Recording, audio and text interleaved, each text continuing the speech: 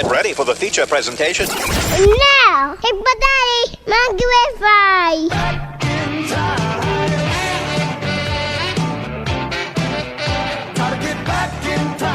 Welcome into another podcast. Marty McFly here. Joining me today, somebody who is much smarter than I. I don't know about that. I'll set it up that way.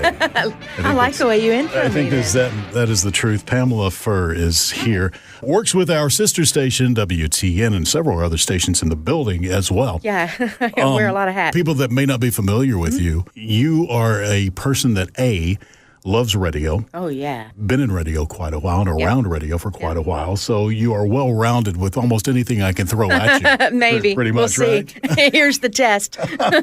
Not only does she report on the stories around Nashville, she hosts talk shows as well. So, like I said, I think I can throw anything at you and you can give me information. Not only are you knowledgeable, but you can also talk about stuff. So I thought you'd be perfect to talk about this weekend and the inauguration going on in Nashville for the governor. And most of those events take place on Saturday. Yeah, that is true. From what I understand, and you tell me what you know about it, because I never checked into this very much. From what I understand, though, there is a slew of events leading up and in the main event and then post events throughout the day. Is that pretty much the setup? They're going to do a big prayer kind of service Saturday morning to kind of launch off the day.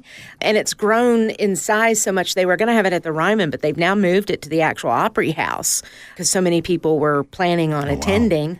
And then the actual inauguration begins at 11 o'clock, where Bill Lee actually takes the oath of office and becomes our new governor. At this point, it's not looking like weather will be cooperating at that No, point, it does right? not. Yeah. It's going to be warm, but it's going to be raining. But that's all outside on the Legislative Plaza. Obviously, I know dignitaries are there, but is that a whole thing with band and music and you name it, and they've got it there? The pomp and circumstance. It's not like on the level of the presidential inauguration, but it's pretty darn close. I mean, it's a big deal. And, of course, the outgoing gives a speech, the incoming gives a speech. The whole normal stuff goes on there. Correct. Right. The judge will administer the oath of office, and Bill Lee will put his hand on the Bible and his one hand on the Bible and the right hand up and swear to uphold the Constitution of the state of Tennessee. We have a Constitution. Some people don't even realize that, but the state of Tennessee has its own Constitution. I don't know if I ever thought about that. It makes sense, though, right? Yeah, we do. It's huge. It's pages and pages, but it's there, and so he'll swear to uphold that and take care of the people of Tennessee, and then we'll be off and running. Do you know if there's any traditional things that takes place from one governor to another one? I mean, in the White House, there's a letter typically. That's a good have you ever question. heard if there's anything? I haven't, but that is really a good question. It'd be really cool if, I'm sure Haslam may write a letter or has given advice. I'm more interested in, who pulls off little practical jokes. You know what I mean? Yeah. Do they leave little notes in the mansion, or do they take all the salt, lids off, and the salt spills out in his first governor's meal, I don't know.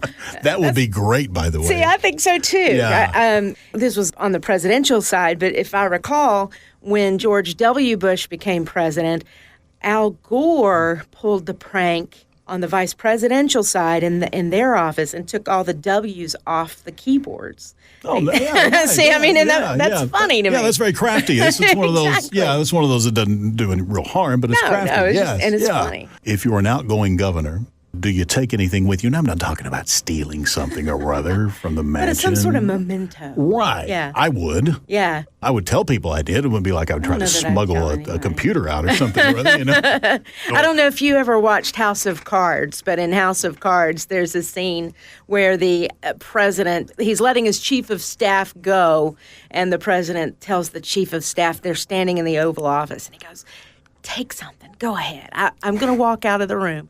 Take whatever you want and just keep it because you were so good to us, kind of thing. So I don't know. I don't know whether I'd tell anybody or not. I have to be honest. It'd be something to think about, right? I would take a flag. You know what? If I were governor, I would take a flag that maybe flew in my office, my governor's office. That'd be kind of... I think people would understand. Yeah. I mean, some people don't like you, won't, right. whatever, right? So the inauguration takes place. Then afterwards, there's a ball. There's other things going on. But it all ends up in this big inaugural ball at the end of the night, right? Yes. It's like there's a sit-down dinner, a very formal dinner, and then there's a dance afterwards. And there are women in this town that are getting fitted for dresses even as we speak. I've seen pictures all over the internet and some gorgeous, gorgeous formal dresses. Until this is sold out, like tickets are available to the public. Correct. It's like $250 for the actual formal dinner, $250, and then it's $50 for the actual dance. And I think it's all at the Music City Center. Have you ever been to one of these in any situation? I haven't. Can I just be honest with you? For me, I can't see myself spending $250 for something like that. Yeah, me either. You know what I mean? Yeah, But that's just me. I know a lot of people do. And plus, having to buy a formal dress and buy the heels. Well, those things are female-driven because, and correct me if I'm wrong, you don't typically have a dress like that just waiting. Right. If you're an adult, you don't have a prom-ish type dress just waiting for the next month. Some people may, but most people don't. And the CMAs are a big deal, and the ACMs and those kind of things. The dresses that you wear are a little different than what you could wear to the CMAs. Sure, yeah. You know what I mean? Right. So it's a little bit more formal. The good news is there are companies these days, which as a guy, I don't know whether you know this or not, you can now rent formal dresses. Like you can just like rent a tux. tuxedos. Yeah.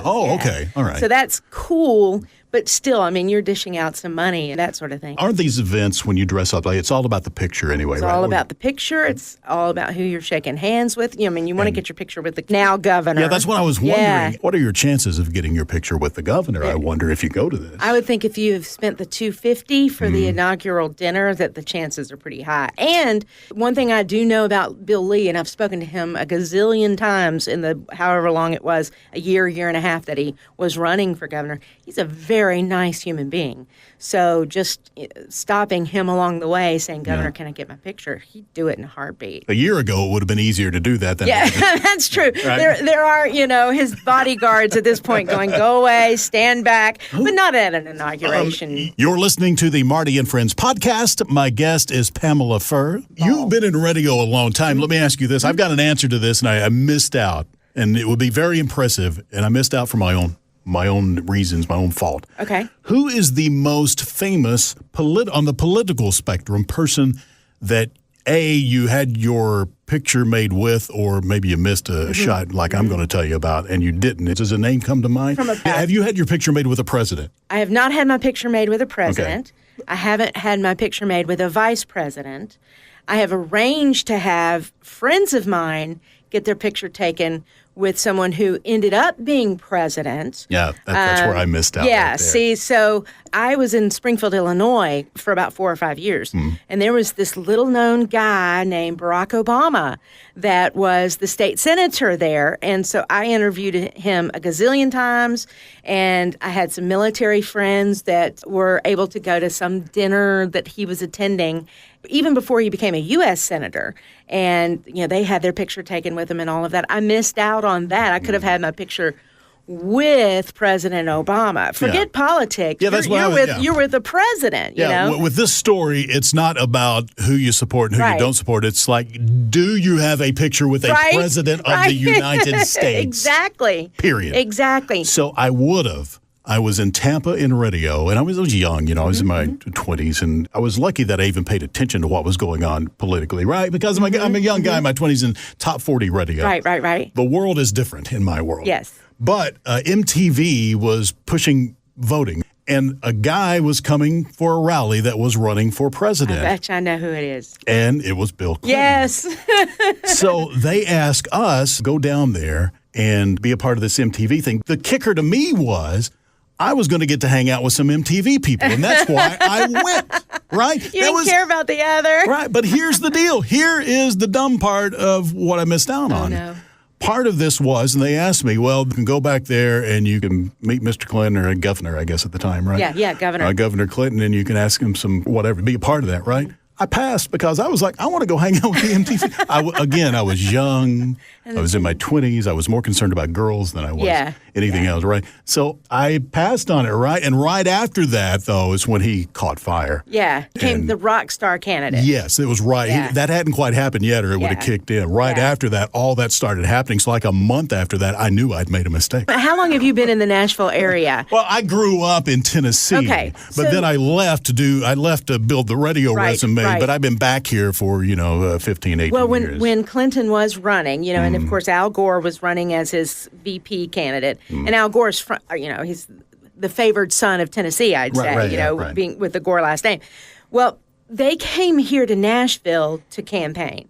And again, this is when he started to catch on fire. And before Demonbreun had all of these bars and restaurants on Demonbreun, right before you get to the Music Row area, they had all the tourist stuff like Barbara Mandrell Country. And I went there many times. Yeah, and all that kind of stuff there. And there was a hot dog stand right there at the end of Demonbreun where there's a little bit of parking next to that bar right there. I think it's called Tailgates now or whatever. But there used to be a hot dog stand. And so Bill Clinton came to that hot dog stand to get some hot dogs. And there were hundreds of people that just came and flocked around him and wanted to meet him and all of that kind of stuff. So I remember that. I didn't get my picture with him, but I remember standing across the street going, look at those crazy people. And then it ended up he won, the presidency. Yeah, and so I've learned from that. Yeah. From then on out, it was like, okay, no matter what, go get the picture. You never know. In the end, I could have had a picture with a president of the United States, which is something few people have. Right. Bill Lee, he's young enough, and a lot of people like him. You never know if one day he might think about running for president. So people, get your picture taken with him if you're going to the inaugural ball, that's for sure. You're listening to the Marty and Friends podcast. My guest is Pamela Furr. Did you grow up here? Grew up in North Carolina, but I've been here since I was all of 21. All right, so who do you think, if you had to name, and we can go way back, it'd be impossible to go back so far, but at this point in time, within our lifetime, let's say, who do you think the most popular governor of Tennessee is up to this point? Or was. Was. Now, in the lifetime that I've been here, let's just be honest, Phil Bredesen was. I think so. More than Lamar Alexander? But see, that was a little bit before my time. Yeah, because you had Lamar, then you had Ned McWhorter. Yeah. Lamar was pretty popular. But you've got two different political spectrums as well. Lamar was the Republican. Phil Bredesen was the Democrat. But Phil Bredesen was a very popular mayor of Nashville as well. Well, I grew up in Sparta, which is, an hour from here. It felt to me statewide like it would be Lamar Alexander. But who knows? There's no official list out there. There isn't. But those are good ones. That might be. Yeah, Lamar or Brad. That would be a good poll to put out there. There you go. Take that and run with it. Next I might time you're do short that. on something. Yeah, seen that since I'm in the news business. And you can that say, would be good for me. And don't forget, Marty, at least one time in his life, was valuable for something. Gave you one thing, in the if nothing news, else. In Right. the news area. If nothing else. But obviously, there's a lot of streets for Saturday that are going to be shut down for this. Extra traffic downtown, yada, yada, yada. And extra security as well. Yeah, so if you are planning on, there's a lot of people coming into town this weekend to party downtown that have no idea this is going on. That's true. They have no clue. Throw a monkey wrench into their plans. Totally. They're like, what is going on? Well, the good news is, it'll be away from downtown lower Broadway area. Yeah, I don't think they're going bar hopping after they get the inauguration done. Never know. But it is Nashville, right? Pamela, thank you so much. Yeah, it's been great talking with you. I want to have you back from time to time. I would love these. that. Anytime. And if you get your picture taken with somebody that could be famous, let me know. That is my message. If you take one thing from this, no matter who you support politically, you get a chance to get a picture, take it, because you never know what that's going to turn out to be. Don't be a goober and make a mistake like I did.